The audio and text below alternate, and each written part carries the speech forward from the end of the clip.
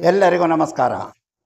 ಮಾಣಿಯ times YouTube ಚಾನಲಿಗೆ ಎಲ್ಲರಿಗೂ ಸ್ವಾಗತ. ನಾವು ಹಲವಾರು ವಿಚಾರಗಳನ್ನು ಈ ಚಾನೆಲ್ನ ಮೂಲಕ ನಿಮ್ಮ ಜೊತೆ ಹಂಚಿಕೊಳ್ತಾ ಬರ್ತಾ ಇದ್ದೇವೆ. ಆರೋಗ್ಯದ ವಿಷಯವಾಗಿರ್ಬೋದು, ಹಣಕಾಸಿನ ವಿಷಯ ಆಗಿರ್ಬೋದು, ನಿದ್ರೆಯ ವಿಷಯ ಆಗಿರ್ಬೋದು, ಸಾಮಾಜಿಕ ಕಳಕಳಿ ಇರುವಂಥ ವಿಚಾರಗಳಾಗಿರ್ಬೋದು, ಒಟ್ಟಾರೆ ಎಲ್ಲವೂ ನಿಮಗೆ ಮೋಟಿವೇಶನ್ ನೀಡುವಂತಹ ಒಂದು ರೀತಿಯ ವಿಷಯಗಳನ್ನು ನಿಮ್ಮ ಜೊತೆ ಹಂಚಿಕೊಳ್ತಾ ಬಂದಿದ್ದೇವೆ. ಇವತ್ತು ಸಹ ಅಂತಹ ಒಂದು ವಿಷಯವನ್ನು ನಿಮ್ಮ ಜೊತೆ ಹಂಚಿಕೊಳ್ಳಲು ರೆಡಿಯಾಗಿದ್ದೇನೆ. ಅಂದರೆ ಇದು ಒಂದು ಸಾಮಾಜಿಕ ವಿಚಾರ. ಸಾಮಾಜಿಕ ವಿಚಾರವೆಂದರೂ ನೀವು ಸಹ ಆ ವಿಚಾರದಲ್ಲಿ ಸೇರಿಕೊಂಡಿರುವುದರಿಂದ ಈ ವಿಚಾರ ಭಾಳ ಮಹತ್ವದ್ದಾಗಿದೆ. ಅದಕ್ಕಿಂತ ಮೊದಲು ನೀವಿನ್ನೂ ಮಾಣಿಯ ಟೈಮ್ಸ್ ಯೂಟ್ಯೂಬ್ ಚಾನಲನ್ನು ಸಬ್ಸ್ಕ್ರೈಬ್ ಮಾಡಿಲ್ಲವಾದರೆ ಈಗಲೇ ಕೆಳಗೆ ಕಾಣುವ ಸಬ್ಸ್ಕ್ರೈಬ್ ಎಂದು ಬರೆದಿರುವಲ್ಲಿ ಒಮ್ಮೆ ಕ್ಲಿಕ್ ಮಾಡಿ ಸಾಕು, ನೀವು ಸಬ್ಸ್ಕ್ರೈಬ್ ಆಗ್ತೀರಿ. ಪಕ್ಕದಲ್ಲಿ ಕಾಣುವ ಗಂಟೆಯ ಚಿಹ್ನೆಯನ್ನು ಒಮ್ಮೆ ಕ್ಲಿಕ್ ಮಾಡಿದರೆ ಮಾಣಿಯ ಟೈಮ್ಸ್ ಯೂಟ್ಯೂಬ್ ಚಾನಲಲ್ಲಿ ಯಾವುದೇ ಹೊಸ ವಿಡಿಯೋ ಅಪ್ಲೋಡ್ ಮಾಡಿದ ಕೂಡಲೇ ನಿಮ್ಮ ಮೊಬೈಲಿಗೆ ನೋಟಿಫಿಕೇಷನ್ ಬರುವುದರಿಂದ ನೀವು ಎಲ್ಲ ವಿಡಿಯೋಗಳು ನೋಡಿ ಹೆಚ್ಚು ವಿಷಯಗಳನ್ನು ತಿಳಿದುಕೊಂಡು ನಿಮ್ಮ ಜೀವನಕ್ಕೆ ಯಾವುದು ಅವಶ್ಯಕವೋ ಅದನ್ನು ಅಳವಡಿಸಿಕೊಂಡಾಗ ನಿಮ್ಮ ಜೀವನ ಯಶಸ್ವಿಯಾಗುತ್ತದೆ, ಅಭಿವೃದ್ಧಿಯಾಗುತ್ತದೆ. ಈಗ ನಾನು ಇವತ್ತಿನ ವಿಷಯಕ್ಕೆ ಬರ್ತಿದ್ದೇನೆ. ಇವತ್ತಿನ ವಿಷಯ, ನಾಳೆ ಸಾರ್ವತ್ರಿಕ ಚುನಾವಣೆಯ ಫಲಿತಾಂಶ ಬರಲಿದೆ. ಅಂದರೆ ಲೋಕಸಭೆಗೆ ನಡೆದಂತಹ ಚುನಾವಣೆಯ ಫಲಿತಾಂಶ ಬರಲಿದೆ. ಈಗಾಗಲೇ ಒಪಿನಿಯನ್ ಪೋಲ್ ಆಯಿತು, ಅದರ ಬಗ್ಗೆ ಜನಗಳು ತಿಳ್ಕೊಂಡ್ರು. ಆಮೇಲೆ ಈಗ ಎಕ್ಸಿಟ್ ಪೋಲಿನ ಬಗ್ಗೆ ರಿಸಲ್ಟು ಎಲ್ಲ ಮಾಧ್ಯಮಗಳು ಅದನ್ನು ಬಿತ್ತರಿಸುತ್ತಾ ಇದೆ. ಇದರಿಂದಾಗಿ ಈಗಿನ ಎಕ್ಸಿಟ್ ಪೋಲಿನ ಅನುಸಾರ NDA ಹೆಚ್ಚಿನ ಬಹುಮತ ಪಡೆದು ಅಧಿಕಾರಕ್ಕೆ ಬರುತ್ತದೆ ಎಂಬ ಒಂದು ಅಭಿಪ್ರಾಯ ಇದೆ. ಹಾಗೆ ಅದಕ್ಕಾಗಿ ಗೆಲುವು ನಮ್ಮದೇ ಎಂದು ಬಿಜೆಪಿ ಪಕ್ಷ ತಮ್ಮ ಚುನಾವಣೆಯಲ್ಲಿ ಗೆದ್ದು ಬಂದಂತಹ ಮೋದಿಯನ್ನು ಮತ್ತೊಮ್ಮೆ ಪ್ರಧಾನಿಯನ್ನಾಗಿ ಮಾಡಲು ಎಲ್ಲ ರೀತಿಯ ತಯಾರಿಯನ್ನು ಮಾಡಿಕೊಂಡಿದೆ. ಎಕ್ಸಿಟ್ ಪೋಲ್ ಅವರ ಲೆಕ್ಕದಲ್ಲಿ ಸತ್ಯವಾದ ವರದಿ, ಅದು ನಿಜವಾದ ವರದಿ ಎಂಬಂತಹ ಒಂದು ಉತ್ಸಾಹವನ್ನು ತಂದಿದೆ. ಆದರೆ ವಿರೋಧ ಪಕ್ಷದವರಿಗೆ ಅದು ಸರಿಯಾದ ವರದಿಯಲ್ಲ, ಅದರಲ್ಲಿ ಯಾವ ಕಿಂಚಿಷ್ಟು ಅದರಲ್ಲಿ ತಿರುಳಿಲ್ಲ ಎಂಬ ಅಭಿಪ್ರಾಯ ಇದೆ. ಆದರೂ ಅವರೂ ಸಹ ತಮ್ಮ ಮಂತ್ರಿಮಂಡಲ ಯಾವ ರೀತಿ ರಚನೆ ಆಗಬೇಕು ಎಂಬುದರ ಬಗ್ಗೆ ಚರ್ಚೆ ಆಗ್ತದೆ. ಹಾಗಾದರೆ ಈ ಎಕ್ಸಿಟ್ ಪೋಲು ನಿಜವಾಗಲೂ ಸತ್ಯವನ್ನು ಅದನ್ನು ನಂಬಲು ಸಾಧ್ಯವೇ ಎಂಬುದು. ಹಾಗೆ ನೋಡಿದರೆ ಎಕ್ಸಿಟ್ ಪೋಲುಗಳು ಯಾವುವು ಸರಿಯಾದ ಮಾಹಿತಿಯನ್ನು ಕೊಟ್ಟಿರುವುದು, ಸರಿಯಾದ ಫಲಿತಾಂಶವನ್ನು ಕೊಟ್ಟಿರುವುದು ಬಹಳ ಅಪರೂಪ. ನೂರಾರು ಮಾಧ್ಯಮದವರು ಅಥವಾ ಅದರ ಬಗ್ಗೆ ಆಸಕ್ತಿ ಇದ್ದು ಅದನ್ನು ತಿಳಿದುಕೊಂಡು ಸರ್ವೆ ಮಾಡ್ತಾರೆ. ಅಂತಹ ಸರ್ವೆ ನಡೆಸುವಂತಹ ಜನರಿಗೆ ತರಬೇತಿ ಕೊಟ್ಟಿರಬೇಕು.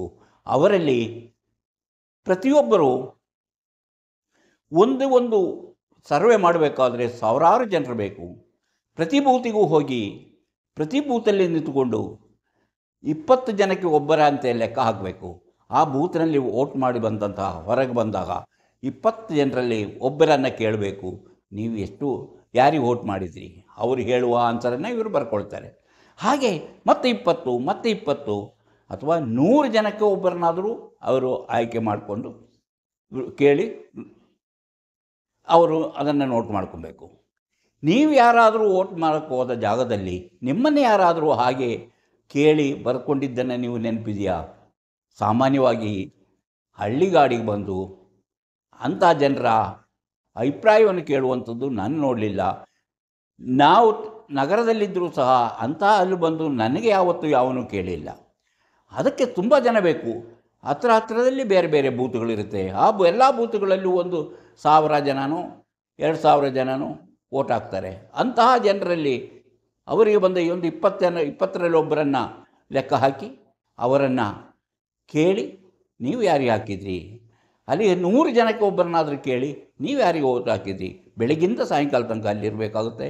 ಎಲ್ಲರನ್ನೂ ಕೇಳಿದ ಮೇಲೆ, ಹಾಗೆ ಎಲ್ಲ ಬಂದು ಒಟ್ಟುಗೂಡಿಸಿದ ಮೇಲೆ 10 ಲಕ್ಷನೋ 5 ಲಕ್ಷನೋ ಒಂದು ವೋಟರು ಅಂದರೆ ಮತದಾರರಿದ್ದಾಗ ಆ ಮತದಾರರೆಲ್ಲವನ್ನ ಅಭಿಪ್ರಾಯವನ್ನು ಈ ಕೇಳಿ ತಿಳಿದುಕೊಂಡ ಜನರಿಂದ ಗುಣಿಸಿ ಕೂಡಿ ಕಳೆದು ಭಾಗಿಸಿ ಅದರಲ್ಲಿ ಬರುವಂತಹ ಶೇಕಡಾವಾರು ಲೆಕ್ಕ ಹಾಕಿ ಇಷ್ಟು ಜನ ಇವರಿಗೆ ವೋಟ್ ಹಾಕಿರ್ಬೋದು, ಇಷ್ಟು ಜನ NDAಗೆ ಇಷ್ಟು ಜನ ವೋಟ್ ಆಗಿರ್ಬೋದು, INDAಗೆ ಇಷ್ಟು ಜನ ವೋಟ್ ಹಾಕಿರ್ಬೋದು ಎಂಬ ಒಂದು ಅಂದಾಜನ್ನು ಮಾಡ್ತಾರೆ. ಅದು ಕರೆಕ್ಟಾಗಿ ಮಾಡಿದ್ರೆ ಹೆಚ್ಚು ಕಡಿಮೆ ಸ್ವಲ್ಪ ಹತ್ರ ಬರ್ಬೋದು. ಆದರೆ ಈ ಮಾಡುವ ಜನಗಳು ತಮ್ಮ ಮಾಧ್ಯಮ, ತಮ್ಮ ಪತ್ರಿಕೆ ಜನರು ಗಮನಿಸಬೇಕೆಂಬ ಒಂದೇ ಉದ್ದೇಶದಿಂದ ಏನೇನೋ ನೋಡಿಕೊಂಡು ಏನೇನೋ ಮಾಡಿಕೊಂಡು ಒಂದು ಎಕ್ಸಿಟ್ ಪೋಲ್ ಅಂತ ಹಾಕ್ಬಿಡ್ತಾರೆ. ಅದರಲ್ಲಿ ಸತ್ಯವನ್ನೋದು ಇರುವುದು ಬಹಳ ಅಪರೂಪ. ಇನ್ನು ಕೆಲವರು ಆಗಿನ ವಾತಾವರಣ, ಆಗಿನ ಜನರ ಅಭಿಪ್ರಾಯ ಹೇಗಿದೆ ಎಂಬುದನ್ನು ತಿಳಿದುಕೊಂಡು ತಮ್ಮದೇ ಆದ ಒಂದು ಕಲ್ಪನೆಯಲ್ಲಿ ಎಕ್ಸಿಟ್ ಪೋಲ್ ಫಲಿತಾಂಶ ಅಂತ ಕೊಡ್ತಾರೆ. ಅದು ಸಹ ಅಷ್ಟು ಜನಸಮ್ಮತವಾದಂತಹ ಒಂದು ಅಭಿಪ್ರಾಯವಲ್ಲ. ಅದು ಅವರ ಕಲ್ಪನೆಗೆ ಸಿಲುಕಿದ್ದಂತಹ ಒಂದು ಅಭಿಪ್ರಾಯ. ಆದುದರಿಂದ ಎಕ್ಸಿಟ್ ಪೋಲ್ ಅಂದರೆ ಮತದಾನೋತ್ತರ ಸರ್ವೆಯಲ್ಲಿ ಮಾಡಿದಂತಹ ಆ ಫಲಿತಾಂಶ ಸರಿಯಾದ ರೀತಿಯಲ್ಲಿ ಮಾಡಿದರೆ, ಸರಿಯಾಗಿ ಎಲ್ಲ ಬೂತ್ಗಳಿಗೂ ಜನಗಳನ್ನು ಕಳಿಸಿ ಆ ಬೂತಲ್ಲಿ ಪ್ರತಿಯೊಂದು ಬೂತಲ್ಲೂ ಒಬ್ಬ ವ್ಯಕ್ತಿಯನ್ನು ನಿಲ್ಲಿಸಿ ಆ ಬೂತಿನಲ್ಲಿ ಓಟ್ ಹಾಕಿದವರ ಅಭಿಪ್ರಾಯಗಳನ್ನು ಅಂದರೆ 100ಕ್ಕೆ ಒಬ್ಬರನ್ನಾದರೂ ಕೇಳಬೇಕು, 100ಕ್ಕೆ ಒಬ್ಬರನ್ನಾದರೂ ಅಭಿಪ್ರಾಯ ಕೇಳಿ ಅದನ್ನು ಮಾಹಿತಿ ಸಂಗ್ರಹಿಸಿ ಅದನ್ನು ಆಮೇಲೆ ವಿಶ್ಲೇಷಣೆ ಮಾಡಿ ಈ ರೀತಿಯ ಒಂದು ಫಲಿತಾಂಶ ಕೊಟ್ಟರೆ ಅದು ಸತ್ಯವಾಗುತ್ತದೆ. ಆದರೆ ನನಗೆ ತಿಳಿದಂಗೆ ಇಲ್ಲಿ ಅಕ್ಕಪಕ್ಕದಲ್ಲಿ ಯಾವ ಬೂತಿನಲ್ಲಿಯೂ ಅಂತಹ ಒಬ್ಬ ವ್ಯಕ್ತಿ ಎಲ್ಲೂ ಚುನಾವಣೋತ್ತರ ಮಾಹಿತಿಗಾಗಿ ನಿಂತಿರುವುದನ್ನು ನಾನು ನೋಡಲಿಲ್ಲ. ಅದಕ್ಕೆ ಅಷ್ಟೊಂದು ಜನ ಬೇಕಾಗುತ್ತೆ, ಸಾವಿರಾರು ಜನ ಬೇಕಾಗುತ್ತೆ. ಅಷ್ಟು ಹಣ ಖರ್ಚು ಮಾಡಿ ಅವರು ಅಂತಹ ಕೆಲಸ ಕಾರ್ಯಗಳಿಗೆ ಹೋಗುವುದಿಲ್ಲ. ಇನ್ನು ಒಪಿನಿಯನ್ ಪೋಲ್ ಅಂದರೆ ಅಭಿಪ್ರಾಯ ಮತದಲ್ಲಿ ಇನ್ನೂ ಹೆಚ್ಚಿನ ಸಮಯ ಸಿಗುತ್ತದೆ. ಅದಕ್ಕೆ ಬೇಕಾದರೆ ತಿಂಗಳಾನುಗಟ್ಟಲೆ ಸಮಯ ಇರುತ್ತದೆ. ಜನಗಳನ್ನೆಲ್ಲ ಒಬ್ಬೊಬ್ಬರೇ ಅಭಿಪ್ರಾಯವನ್ನು ಕೇಳಿ ನೀವು ಯಾರಿಗೆ ಓಟ್ ಹಾಕ್ತೀರಿ, ಯಾರು ಯಾಕೆ ಓಟ್ ಹಾಕ್ತೀರಿ ಎಂಬ ಮಾಹಿತಿಯನ್ನು ಸಂಗ್ರಹಿಸಿದ್ದನ್ನು ನಾನು ನೋಡಿದ್ದೇನೆ. ಅದನ್ನು ಹಂಗೆ ಸಂಗ್ರಹಿಸಿದಾಗ ಅದು ಅಭಿಪ್ರಾಯ, ಅದು ಇನ್ನೂ ಸ್ವಲ್ಪ ನಿಖರವಾದಂತಹ ಅಭಿಪ್ರಾಯ ಇರುತ್ತೆ. ಆದರೆ ಈ ಎಕ್ಸಿಟ್ ಪೋಲ್ನಲ್ಲಿ ಮಾತ್ರ ಇದಕ್ಕೆ ಸಮಯ ಇರೋದಿಲ್ಲ. ಒಂದೇ ದಿನದಲ್ಲಿ ನಡಿಬೇಕಾಗುತ್ತೆ. ಒಂದು ಎಲೆಕ್ಷನಲ್ಲಿ ಒಂದು ಏರಿಯಾದಲ್ಲಿ ಎಲೆಕ್ಷನ್ ನಡೆದಾಗ ಒಂದೇ ದಿನದಲ್ಲಿ ಇದು ನಡಿಬೇಕಾದಂತಹ ಕೆಲಸ. ಆದರೆ ಒಪಿನಿಯನ್ ಪೋಲ್ನಲ್ಲಿ ಹಾಗಲ್ಲ, ಅದಕ್ಕೆ ಸಮಯ ಇರುತ್ತೆ. ಆ ಸಮಯದಲ್ಲಿ ಆ ಏರಿಯಾದಲ್ಲಿ ಎಷ್ಟು ಜನ ವೋಟರ್ ಇದ್ದಾರೆ ಅವರ ಅಭಿಪ್ರಾಯ. ಆದರೆ ಇನ್ನು ಅಲ್ಲಿಯೂ ಭಾಳ ಕಷ್ಟ ಇದೆ. ಜಾತಿವಾರು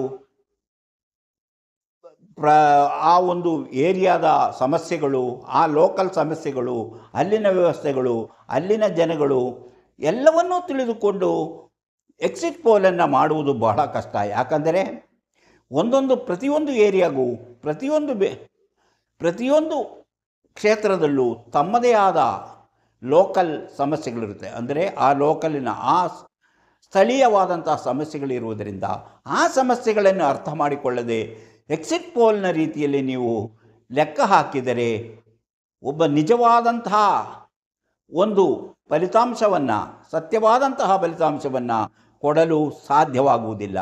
ಆದುದರಿಂದ ಈಗ ನಿನ್ನೆ ಮೊನ್ನೆ ಬಂದಿರುವಂತಹ ಈ ಫಲಿತಾಂಶವನ್ನು ನಂಬಿ ಯಾರು ನಾವೇ ಗೆದ್ದುವು ಅಥವಾ ನಾವೇ ಸೋತು ಅಂತ ತಿಳಿದುಕೊಂಡರೆ ಅದು ಹುಚ್ಚುತನ ಆಗುತ್ತದೆ, ಮೂರ್ಖತನವಾಗುತ್ತದೆ.